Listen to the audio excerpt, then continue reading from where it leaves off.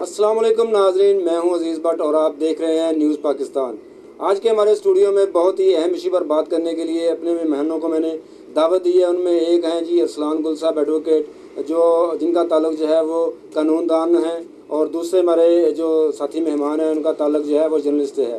تو آج کا جو موضوع ہے ہمارا وہ ہے تعلیمی نظام۔ پاکستان میں 1 سال سے زائد کا عرصہ ہو چکا ہے کہ کرونا وبا کی وجہ سے ہمارا تعلیمی نظام جو ہے وہ کافی مشکلات کا شکار ہے، اور بہت ساری یونیورسٹی اور اسکولوں میں جو ہے وہ آن لائن تعلیم دی جا رہی ہے۔ تو اس حوالے سے ہم نے بات کرنے کے لیے آج مہمانوں کو دعوت دی ہے۔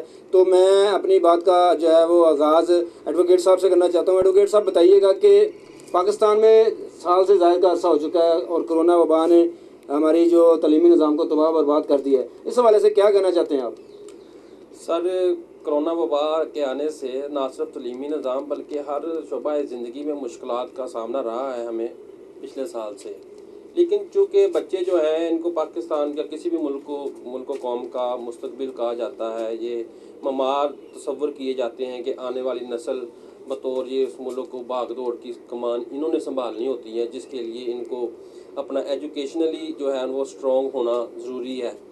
تو اس حوالے سے اب ایک بچے کا 1 سال جو ہے وہ کرونا کا شکار ہو چکا ہے، اس کی کسی طرح بیس نہیں بن پا رہی، اور ٹیچرز اور اسٹوڈنٹس کے درمیان ڈسٹنس بڑھ گیا، اسکول آف ہو چکے ہیں، تو گھر بیٹھے ان کی جو ایکسٹرا سرکولر ایکٹیویٹیز جو ایک خاص حد تک ہونی چاہیے تھیں وہ بڑھ چکی ہیں، جس کی وجہ سے بچوں کا دھیان پراپر اسٹڈی پہ ہے ہی نہیں، اور ٹیچرز جو ہیں وہ ان کی پریکٹس ہی نہیں تھی کہ وہ کس طرح بچوں کو آن لائن پڑھائیں، کیونکہ ٹیچرز کی پریکٹس ہوتی ہے on through the class, in the class وہ ایک لیکچر ڈلیور کرتے ہیں بچوں کو جب سمجھاتے ہیں۔ اب ان کی پریکٹس نہیں تھی، اب جب ٹیچرز بھی سمجھا نہیں پا رہی اور بچے بھی سمجھ نہیں پا رہے، بچے تو خیر ان کا دماغ ہی چھوٹا ہوتا ہے، تو جس وجہ سے ہمارا نظام جو ہے وہ اس وقت بہت ہی ناقص حالت میں جا چکا ہے، جس کی بہتری کے لیے حکومت کو بھی چاہیے کہ وہ جو بھی ہو سکے اس کے لیے پیش رفت کرے، اس پہ کام کرے، اس کے لیے موضوع ترین صورت حالات جو ہے وہ پیدا کرے۔ جی میں اپنے دوسرے مہمان سے گفتگو کا جو ہے وہ آغاز کرنا چاہتا ہوں۔ سما بھائی، یہ بتائیے گا کہ آپ جرنلسٹ ہیں اور فیصل آباد میں آپ ایک ادارے کو جو ہے وہ ہیڈ کر رہے ہیں۔ آپ کا تعلیمی نظام کے بارے میں، یہ جو ہمارا اس وقت تعلیمی نظام جا رہا ہے، اس بارے میں آپ کی ریسرچ کیا کہتی ہے؟ آپ کیا کہنا چاہتے ہیں اس بارے میں؟ بسم اللہ الرحمن الرحیم۔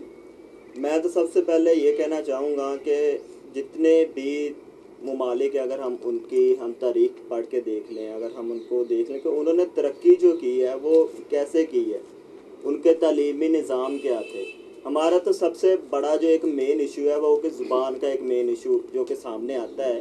ایک اسٹوڈنٹ جو ہے وہ ایک زبان جو کہ اس کو ایک انگلش لینگویج اس کو دے دی گئی ہے، اسے سمجھ ہی نہیں آتا ہے کہ وہ اس کو کس طرح سے فیس کرے، اور جو وہ تعلیم حاصل کر رہا ہے وہ سیکھ کیا رہا ہے، وہ صرف جو ہے نا ایک رٹ جو نظام ہے نا وہی ہمارے معاشرے کے اندر جو ہے وہ اس نے اپنا لیا ہوا ہے۔ اگر ہم دوسرے ممالک کو دیکھ لیں، ہم جاپان کو دیکھ لیں، فن لینڈ کو دیکھ لیں، یہ جو ممالک ہیں یہ اپنے جو تعلیمی اخراجات ہیں اس میں بہت خرچ کرتے ہیں، لیکن ہمارا جو ملک ہے وہ صرف 2% جو ہے میکسیمم جو ہے آج کی تاریخ تک جو ہے وہ 2% ہی اس نے جو ہے وہ تعلیمی نظام پہ خرچ کیا۔ ہماری جو ہمسایہ ملک ہے انڈیا، وہ ہم سے زیادہ خرچ کرتا ہے، وہ اپنا 4%، حالانکہ اس کا 4% ہم سے کئی گنا زیادہ بنتا ہے، وہ اپنا 4% جو ہے وہ اپنے تعلیمی نظام پہ خرچ کرتا ہے۔ اگر ہم انڈیا کو ہی دیکھ لیں کہ بھارت کے اندر جو ہے ان کا تعلیمی نظام جو ہے وہ ہم سے اس قدر بہتر ہے کہ ہم اپنی یہ جو انڈسٹریز ہے بڑی جو کہ ویب سائٹس ہیں جس میں فیس بک ہے، ٹویٹر ہے، واٹس ایپ ہے، میڈیا کے، اس میں اگر ہم ان پہ دیکھ لیں تو ان کے جو بڑے لیول کے جو ان کے امپلائز ہیں وہ انڈیا سے بلانگ کرتے ہیں، اور وہ ان کے اس سے ثابت ہوتا ہے کہ ان کے پاس ہم سے اچھا جو ہے وہ تعلیمی نظام ہے۔ ہمارا تعلیمی نظام جو ہے وہ اس قدر نہیں ہے کہ ہمارے جو اسٹوڈنٹس ہیں وہ اس طرح کی اپرچونٹی حاصل کر سکیں یا وہ اس طرح کے لیول پہ جا سکیں۔ دوسری بات یہ ہے کہ ہمارا جو تعلیمی نظام کے اندر مین جو بات ہماری چل رہی ہے زبان کے اندر جو ہے ہماری جو مادری زبان، وہ جو ہماری قومی زبان ہے وہ اردو ہے۔ جتنے بھی اگر ہم عربیوں کو دیکھیں انہوں نے ترقی، انگریزوں کو دیکھیں انہوں نے اپنی زبان میں ترقی حاصل کی، لیکن ہم ان کی زبان کو جو ہے وہ لے کے بیٹھ گئے کہ ہم نے ان کی زبان میں جو ہے وہ ترقی حاصل کر لی۔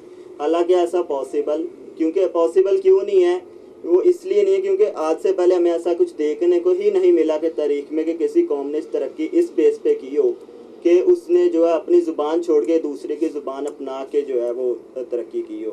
तो ये जो एक मेन इशू है, इसको जो है गवर्नमेंट को चाहिए कि इसके ऊपर यहाँ इंग्लिश को सिर्फ जो है एक लैंग्वेज के अंदर रखा जाए और उनको एक, हालांकि एक हम देखें एक नर्सरी से लेके जो एक स्टूडेंट है ग्रेजुएशन तक वो इंग्लिश को पढ़ता है, उसे समझता है, लेकिन जैसे ही वो ग्रेजुएशन करके वो निकलता है तो वो इंग्लिश, अगर उससे इंग्लिश में बात करने जाए वो बहुत सारा अटकेगा, उसे प्रॉपर इंग्लिश नहीं आती हो। मैंने आपकी बात से ये चीज़ अक्स की है कि क्योंकि हमारी मादरी ज़बान जो है वो उर्दू है, हमारी कौमी ज़बान भी जो है ये ना उसामा भाई की बात को मैं आगे लेके चलता हूँ। I agree with him and I want to describe more with the reference to the history.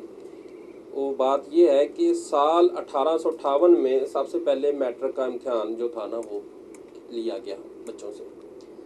अब इशू था पासिंग मार्क्स का, तो बरसगीर के ऊपर चूँकि उस वक्त बादशाह के जो इधर हमारे थे 1858 में और हिंदुओं अंग्रेज़ों का सिस्टम शुरू हो रहा था, तो उन्होंने ना ये सिलसिला देखा कि यहाँ के जो बच्चे हैं ना ये हमारे बच्चों से आधे दिमाग के मालिक हैं। यानी कि अगर हमारा बच्चा जो एवरेज बच्चा है जो वो अगर 60% नंबर लेता है ना तो ये इनका एवरेज बच्चा वो 30% लेता है। सही है।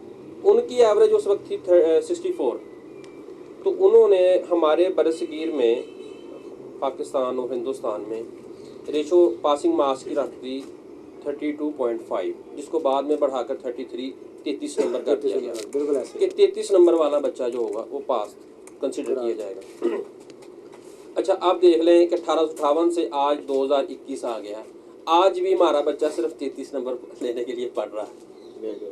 ठीक है, उसकी आगे की अप्रोच उसकी ख़त्म कर दी गई जब उसको ये बता दिया गया कि 33 नंबर वाला पास है, 50% वाले को ये कुछ मिलता है, 60% वाला जो है वो किसी भी शोबे में जा सकता है। अब जो ऊपर वाली लाइन है वो आप देखेंगे कि मैक्सिमम 2 से 3 से 4 बच्चे जो होंगे वो आपको सामने आते हैं। इसके पीछे बाकी सारे बच्चे 60 से 61 से 70 की लाइन में आते हैं। अब दूसरी बात कि हमारा जो तलीमी निज़ाम जो पहले भी बुराई था, कोई ऐसा ख़ास कोई हौसला अफजा नहीं था, उसकी वजह ये भी थी कि आप देखें एक बुक छप के आती है हमारे जो हमारा बोर्ड है वो हमें टैक्स बोर्ड है वो हमें एक पब्लिकेशन करता है, वो बुक्स की वो हमें भेजता है बच्चों को पढ़ने के लिए। तो वो बुक लिखी जाती है, वो ही बुक का कोई पैरा या कोई सबक जो है वो टीचर वाइट बोर्ड या ब्लैक बोर्ड पे कॉपी पेस्ट करता है और वही कॉपी पेस्ट फिर बच्चे को करके लाने का कहा जाता है। अब बुक जो है वो 3 दफ़ा लिखी जाती है, एक दफ़ा लिखी आई उनके पास, एक दफ़ा बोर्ड पे लिखी गई, एक दफ़ा उनकी होमवर्क वाली कापीज़ पे लिखी गई। अब बुक को रीराइट किए जाना है, उसका कंसेप्ट क्या है, उसको उसका मकसद क्या है, बच्चे उसे बिल्कुल ही नाबल्द है। अच्छा, तीसरी बात जो हमारा मेन इशू ये है कि अगर हम अपनी मुसलमान हिस्ट्री देखें तो हमारे कीमिया दान हमारे मुसलमान थे, जाबर बिन हजान, केमिस्ट्री का इल्म उन पे ख़त्म था। ठीक है, हमारे मैथमेटिक्स के अंदर बहुत ज़्यादा जो हमारे मुसलमान जो थे उन्होंने काम किया है। हमारे मुसलमान साइंसदानों ने ये देखें इब्न अल-हैसम हो गए, उसके बाद और भी बहुत बड़े बड़े नाम हैं। ये उनकी तहकीक ही थी कि आज यूरोप और दूसरे मुमालिक जो हैं उसको उनका नतीजा निकाल के अपना काम कर रहे हैं। वो अपने बच्चों को कॉन्सेप्ट देते हैं जबकि हम अपने बच्चों को स्टडी देते हैं। एडवोकेट साहब, आपकी बात से मैंने ये बात जो है ना वो इसका निचोड़ ये निकाला है कि हम अपने बच्चों को पहले दिन ही ये कह देते हैं कि आपने 33% नंबर ले लिए तो आप पास हो जाएंगे। पहले दिन ही हम उनकी बुनियाद जब यहाँ रख देते हैं कि यार आपने 33% नंबर ले लेने आप पास हैं, उनको आगे बढ़ने की जो है ना वो उनको बिल्कुल हम उनको एक पैरामीटर देते हैं कि यहाँ से आप 34 ले लेंगे पास हैं, आप 33 पे जो है ना वो ठीक है। एक और चीज़ हमारे जो है ना वो इधर एक गलत गुलाम हो चुकी है हमारे माहौल में कि हमारे बच्चों को ना एक ख्वाब दिखाया जाता है कि तुमने इतने नंबर ले लेने, तुम्हारा चाचा है, तुम्हारा ताया है, तुम्हारा फलां है, वो तुम्हें ना देख लेगा, नौकरी पर रखवा लेगा। मकसद उसका क्या है कि मैंने डिग्री लेनी है और मैंने एक नौकरी करनी है, जो कि उस वक्त उसके ज़हन में एक रख दिया जाता है ये बात कि फ़लाँ बंदा जो है ना वो आएगा, तुम इतने नंबर लेके रखना, वो बंदा आएगा और तुम्हें वो नौकरी ले देगा। वो ना तो वो तो नंबर लेके बैठा रहता है लेकिन वो बंदा नहीं फिर आता। ठीक है, अगर उसको बजाय किसी ख्वाब दिखाने के उसको उसके जहन के मुताबिक या उसकी अप्रोच के मुताबिक उसको पढ़ने दिया जाए, उसको करने दिया जाए, تو مے بی وہ کچھ ڈفرینٹ کر جائے اس دنیا میں, صحیح ہے. وہ اپنے ماحول کو چینج ہی کر دے, وہ کچھ نہ کچھ ثابت کرنے کا موقع مل جائے گا نا. ہمارے یہاں بچوں کو ثابت کرنے کا موقع ہی نہیں ملتا. اب دوسری بات, ہمارا جو اسکول میں ٹیچنگ سسٹم ہے, ٹیچنگ سسٹم کے حوالے سے میں جہاں جانتا ہوں کہ ہمارا ایک سسٹم ہوتا تھا پیڈاگوجی.